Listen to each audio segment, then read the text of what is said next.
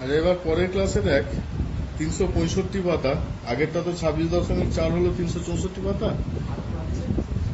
শেষ করে দিই, কতক্ষণ লাগবে? করবি দাঁড়া। অতি সংক্ষিপ্ত দেখো, বহু বিকল্প ধর্মী যে একটি পরিসংখ্যা বিভাজনের মধ্যমা যে লেখচিত্রের সাহায্যে পাওয়া যায়, একটি পরিসংখ্যা বিভাজনের মধ্যমা যে লেখচিত্রের সাহায্যে পাওয়া যায়, মধ্যমা কিভাবে বের করা হয়? অজাইবের মাধ্যমে। তো আগের ক্লাস তো করা হলো অজাইবের মাধ্যমে।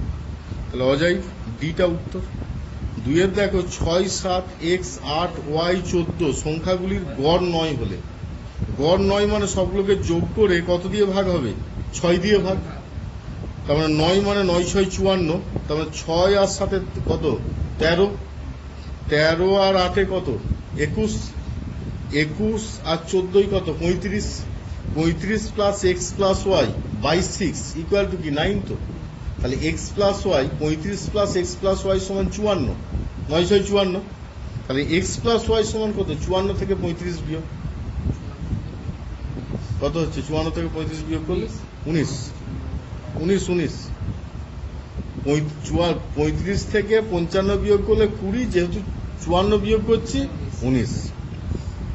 3 দেখো 30, 34, 35, 36, 37 তথ্যে 35 না থাকলে মধ্যমা বৃদ্ধি পায়। 35 যদি থাকে তার ক্ষেত্রে মধ্যমা কত হচ্ছে? ধরো সাজানো আছে তো 30, 34, 35, 36, 37, 38, 39, 40। কটা সংখ্যা আছে? 1 2 3 4 5 6 7 8, 8টা সংখ্যা আছে। 8টা সংখ্যা মানে মাঝের দুটো নিতে হবে। 36 আর 37 এর গড়, 36 আর 37 মানে 73/2 মানে 36.5। 36.5 পাওয়া গেল। একটা হচ্ছে 36.5 পাওয়া গেল। আর যদি 35 না থাকে সেক্ষেত্রে কি হচ্ছে? 7টা সংখ্যার গড় কত হচ্ছে? কোনটা হবে?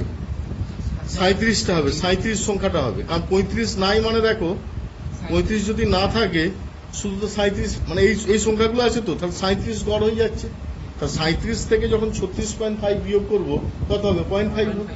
তাহলে 0.5 উত্তরটা হচ্ছে 0.5। আচ্ছা 4 দেখো 16, 15, 17 এদের মধ্যে সংখ্যাগুরু মান 15 হলে এক্স এর মান কত? সংখ্যাগুরু মানে 15কে বেশি সংখ্যায় বার থাকতে হবে। 1 2 3 মানে এক্স এর মান কত হবে? এখানে দেখ 17 কবার আছে? দুবার আছে। 16 দুবার আছে, 15 দুবার আছে। তাহলে 15 আর একবার হলেই তো সংখ্যাগুরু হয়ে যাচ্ছে, তাহলে 15 হতে হবে।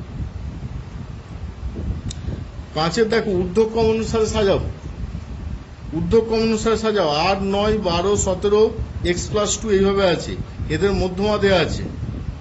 ঊর্ধ্বক্রম অনুসারে সাজানো আছে। কটা সংখ্যা আছে দেখতে হবে? 1 2 3 4 5 6 7 8 9 10, 10টা সংখ্যা। মানে মাঝের দুটো, দুদিক থেকে 4টে করে বাদ দে। প্রথম থেকে 4টে বাদ, শেষ থেকে 4টে বাদ। তাহলে মাঝের দুটো, এই দুটোকে যোগ করে 2 দিয়ে ভাগ সমান হচ্ছে 24। তার মানে x plus 2 plus x plus 4 সমান 24 2 48, 48। তাহলে 2x প্লাস 6 সমান 48, 2x প্লাস 6 সমান 48, 2x সমান 42, x সমান 21। ঠিক আছে, তাহলে x এর মান হচ্ছে 21। এবার নিচের বিবৃতিগুলি সত্য কিনা বলো। যে সংখ্যাগুলো আছে তার মধ্যে কি 10 সংখ্যাটা সংখ্যাগুরু মান হবে? হবে না তো। এখানে কোনটা সংখ্যাগুরু হবে? 9টা। ঠিক আছে, তার মানে ভুল আছে, মিথ্যা। 3 14 18 এদের তথ্যের মধ্যমা কত? 18, সত্য। ঠিকই আছে, মাঝামাঝি অবস্থায় আছে 18। আচ্ছা সি এর দেখো যৌগিক গড় মধ্যমা সংখ্যাগুরু মান 18 হবে না? উভয় দিক থেকে দুটো করে ছাড় না। সাজানো থাক আর নাই থাক 18 না, ভুল হচ্ছে। ঠিকই তো। তাহলে 5টা মাঝে ঢুকবে তো, 5টা মাঝে ঢুকবে, 14 হয়ে যাবে। তাহলে মধ্যমা 14, তার মানে এও মিথ্যা, এও মিথ্যা। ঠিক আছে, এটা মধ্যমা 14 হয়ে যাবে, সাজাতে হবে তো। আচ্ছা সি এর দেখো যৌগিক গড় মধ্যমা সংখ্যাগুরু মান হলো কেন্দ্রীয় প্রবণতার একক বা মধ্যগামিতার একক। কেন্দ্রীয় প্রবণতা লিখবে, এখানে কেন্দ্রীয় লিখলেই হয়ে যাবে। কেন্দ্রীয় আর মধ্যগামিতা বললে তখন আলাদা হতো কোশ্চেনটা। 2 এর দেখো x1 x2 x3 dot dot xn এর গড় এক্স বার হলে ax1 ax2 ax3 dot dot axn এর গড় কি হবে? সবগুলোকে যোগ করে প্রথমটার জন্য এটা কর, এটা করতে হবে। দেখ এটা খাতায় করলে ভালো হবে। সি এর 2, তাই প্রথমটা হচ্ছে x1 plus x2 dot dot করে xn বাই n সমান লিখছি এক্স বার। তাহলে এটাকে লিখতে পারি x1 plus x2 dot dot xn equal to n x bar, লিখতে পারি তো? এবার যেটা দেওয়া আছে তাদের গড় বের করতে চাইছি। ax1 plus ax2 plus dot dot করে axn বাই n, n সংখ্যকিত আছে, তাহলে a কমন নিয়ে নিলে হচ্ছে x1 plus x2 dot dot xn by কি n, তো তাহলে এটা মানেই কি এক্স বার, তো তাহলে a x bar, a x bar. হ্যাঁ, বুঝতে পারছি না? গড় বলেছে তো, যে সংখ্যাগুলো আছে তাদের গড় দেওয়া আছে, গড় সমান এক্স বার বলা আছে, তাহলে গড় সমান লিখেছি, গড় বের করছি, সেটা সমান এক্স বার। এই লাইনটা কেটে দেবো। হ্যাঁ, সবগুলোকে যোগ করে এন দিয়ে ভাগ করলে সেটা সমানিত গড় এক্স বার।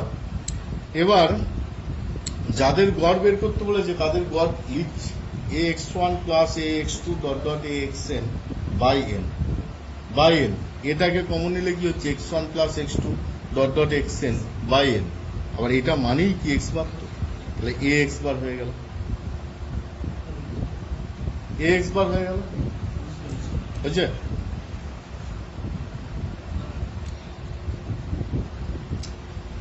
আচ্ছা, এবার 2 এর অঙ্ক দেখ, 3 এর অঙ্ক বুঝছে না?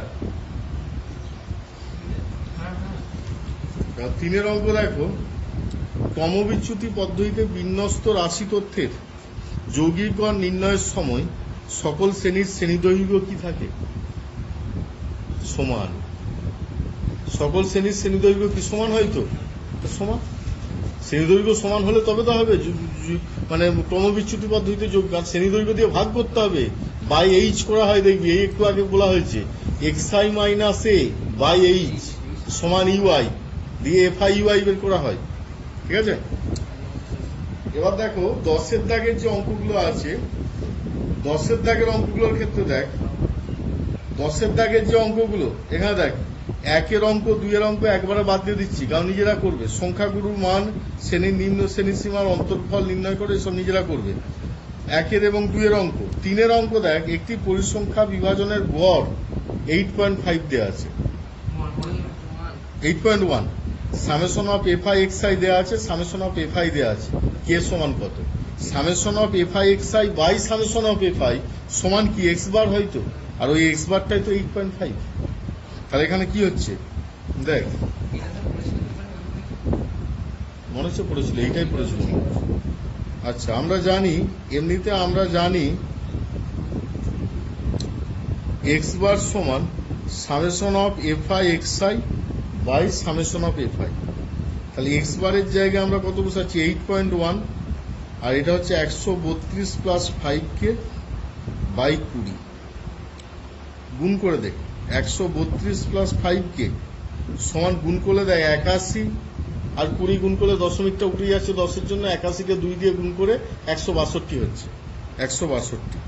তাহলে 5কে সমান 162 মাইনাস 132, 5কে সমান 30, কে সমান 6, কে সমান 6। ঠিক আছে? তাহলে কে এর মান পাচ্ছি 6।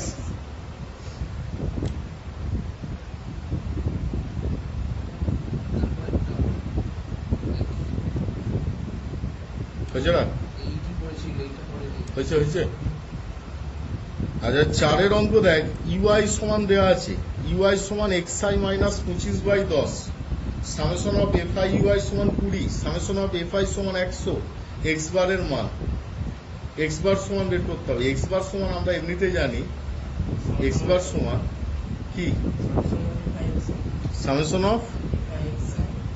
Of fi xi by summation of fi. ঠিক আছে? তাহলে ওইটাই লিখবো।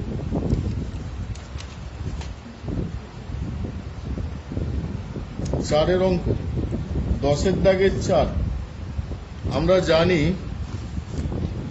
জানি এক্স বার সমান summation of fi ui by summation of fi. Summation of f i মানে কত দেওয়া আছে 100, তো তাহলে 100 এক্স বার সমান লিখতে পারবো summation of f i into ui এর মান বসাচ্ছি। দেখ ইউআই সমান দেওয়া আছে এক্স আই মাইনাস 25/10। এটা ব্র্যাকেটের মধ্যে চলে যাবে, এটা ব্র্যাকেটের ভেতরে চলে যাবে। তাহলে 100 এক্স বার সমান summation of f i x i minus 25 summation of f i by 10। গুণ করে দিলাম, সামেশন অফ এফ আই দিয়ে ভেতরে গুণ হয়ে গেল। ঠিক আছে, এই 10টা দিয়ে এর সাথে গুণ হয়ে যাবে। তার আগে এই 10টা দিয়ে গুণ করার আগে একটা কাজ করব। কাজটা হচ্ছে যে 100 মানে 10 দিয়ে এটাকে 100 করার চেষ্টা করবো আর কি। উভয় দিকে 10 দিয়ে গুণ করছি, মানে 100 x i x bar by 10 equal to summation of f i x i by 100 minus 25 summation of f i by 100। ঠিক আছে, এটা মানে এর জায়গায় কি বসাতে পারবো? 100টা সংখ্যা বলা আছে তো,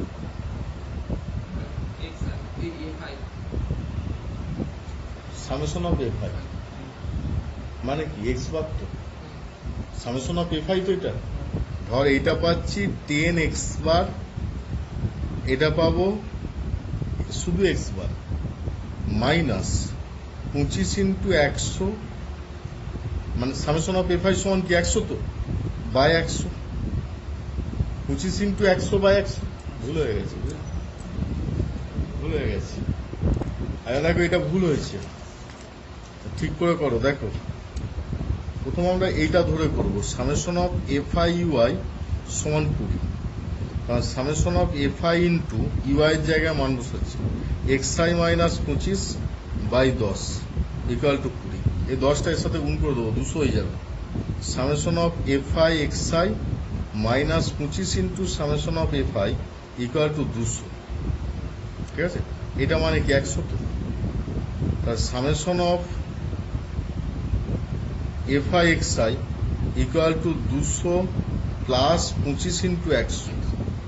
ঠিক আছে, 200 প্লাস 25 ইন্টু 100। এবার যেটা হবে যে summation of f i x I equal to কত হবে? Summation of f i x I equal to 2500 plus 200। 25 into 100 ছিল তো, 2500 প্লাস 200 মানে 2700। ঠিক আছে, এবার এক্স বার সমান summation of f i x i by summation of f i, তার মানে 2700 by 100 equal to 27। X bar সমান 27। ঠিক আছে, এইভাবে করতে হবে। 5 অঙ্ক 10 কম আগে টেবিলটা তৈরি করতে হবে, দিয়ে তারপরে সংখ্যা প্রমাণ। 5 অঙ্ক দেখো, টেবিলটা আগে তৈরি করতে হবে, কারণ ক্ষুদ্রতর সূচক ক্রমযৌগিক পরিসংখ্যা দেওয়া আছে। তাই টেবিলটা যদি করি, একবারে তুলে নিচ্ছি এখানে নম্বর আর ছাত্রছাত্রীর সংখ্যা, ঠিক আছে। নম্বরে 10 কম মানে 0 থেকে 10 ধরছি, 10 থেকে 20, 20 থেকে 30, 30 থেকে 40, 40 থেকে 50, 50 থেকে 60, 60 কম। ঠিক আছে, তাহলে 10 কম হচ্ছে 3 জন, 20 কম মানে 3টা বাদ যাবে, 9 হবে। 30 কম মানে 27 থেকে 12 বিয়োগ মানে 15, 40 কম মানে 57 থেকে 57 থেকে 27, না দেওয়া হয়নি, যাচ্ছি 57 থেকে 27, 30, 50 কম 75 থেকে 57 বিয়োগ করলে কত হচ্ছে 15, 8 দিতে 5 আর আগে 6, 1 দিতে নাকি 18, 60 কম 80 থেকে 75 বিয়োগ করলে কত হচ্ছে 5। এবার সংখ্যাগুরু সংবলিত শ্রেণী কোনটা? এটা তো, তাহলে এল সমান হচ্ছে 30, F1 সমান 30, আচ্ছা F0 সমান 15, F2 সমান 18, H সমান 10। এবার মানগুলো বসিয়ে দিন, ঠিক আছে, দিয়ে ক্যালকুলেশন করুন। তাহলে এই তোমাদের রাশি বিজ্ঞান শেষ হয়ে গেল, যা কাজ ছিল আমি করে দিলাম সবই। এবার ত্রিকোণমিতির দিকটা করাবো নাকি? ত্রিকোণমিতিটা অনেকটা হয় না তো, ত্রিকোণমিতিটা করতে হবে, হাইট অ্যান্ড ডিস্টেন্স আর সবগুলো রয়েছে তো, হাইট অ্যান্ড ডিস্টেন্স হয়ে গেছে, আর যা হোক ওগুলো করাবো।